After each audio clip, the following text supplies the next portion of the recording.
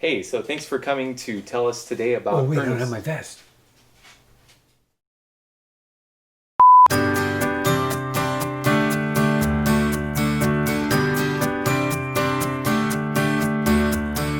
All right, thank you for joining us today to talk a little bit about earnest money. First of all, in the context of real estate, I'd like to ask you, what is the purpose of earnest money?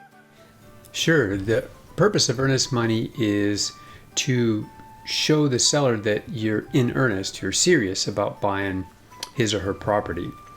So if you put up $500 earnest money, that says one thing. If you put up $5,000 earnest money, that says something quite different. The way that the earnest money process works for me, the way I handle it is I don't like to handle checks and money and deal with that. So what I do is I write into my offers that the buyer will deposit earnest money with the title and escrow company within a few days, depending on the situation, within a few days of mutual acceptance or when both parties have agreed on terms. So, and that's something that, of course, has to be followed up on. So, the process is then that we write an offer, we go back and forth, we negotiate till we get acceptance. Then that starts the clock. And before those 3 days are up, my clients are putting the earnest money into escrow. They get an earnest money deposit receipt. That money is then credited towards their purchase, either towards their down payment or their closing costs. So title and escrow are in essence a neutral third party. So they're not for the seller, they're not for the buyer, they're for everybody, but they're going to follow the rules as written in the contract. They're going to follow the contract. And so that's how the general process works for earnest money. Okay, cool. One other question I had was just in general, like how much earnest money should you put down and how much does a difference does it make? Good question. It can make a lot of difference. The general rule of thumb that I've always heard is 1% of the purchase price is a good number to use for an earnest money. But there are times when you'd want to offer more earnest money. So if you really, really, really love a house and you know that you're competing, well, that is an easy way to show a seller that you're very serious about the house. So if 1% is the norm, well, maybe you offer 2%. If you think people are offering 5,000, maybe you offer 10,000.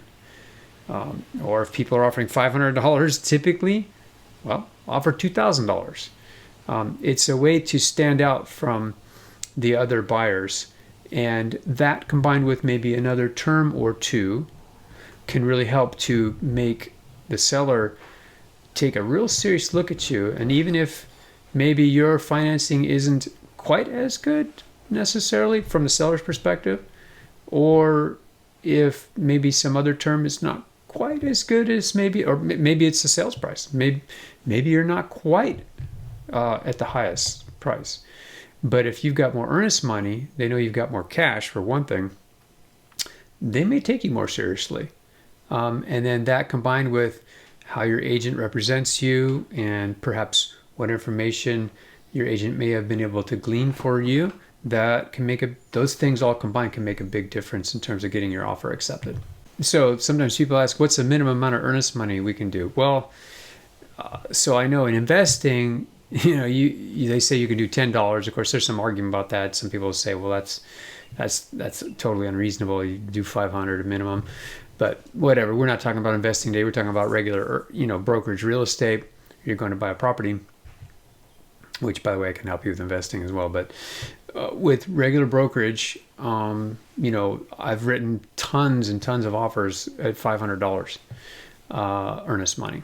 So that's kind of a minimum that I've used and seen many times, and those offers oftentimes do come together and they do work. The least that I've seen is no less than $500, but I had a seller just accepted a deal where it was $500 earnest money offered, but it was in the form of a promissory note with the earnest money to be delivered at closing. So that was interesting. So there was no the $500 wasn't held with the buyer's agent, and it wasn't held with escrow, and it wasn't given to the seller. It was with the buyer until the close date. So that's another way to do it. I don't recommend that. I don't think that's the best way to get your offer accepted, but under certain circumstances, you can. So just thought I'd pass that along. Now, another thing about earnest money is if you're doing new construction, many times a builder will want a certain amount of money up front, and in which case that earnest money becomes non-refundable. And there's some other terms in there. Maybe I'll get into it another time. But hopefully that helps answer all the questions about earnest money for now. If you need to get a hold of me, I'm at 440-420-1342. And happy to answer any questions you've got or help you with your buying and selling needs. Also, if you need a referral to another area, even anywhere in the world, just make sure you've got it pinpointed where you want to go. So I'm not looking for many agents in different areas in case you want to go to a particular area. And then even if it's international. So just let me know and I'll be happy to help you.